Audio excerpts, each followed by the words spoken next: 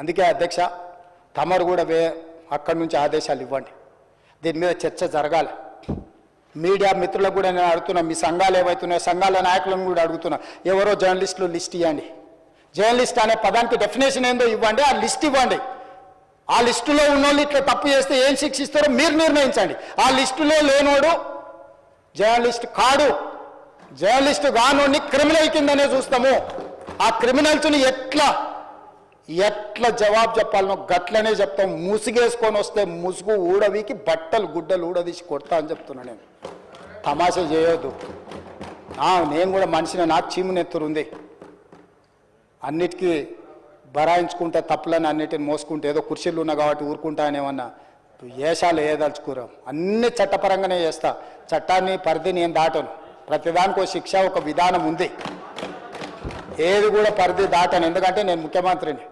చట్ట పరిధిలోనే అన్ని శిక్షలు ఉంటాయి.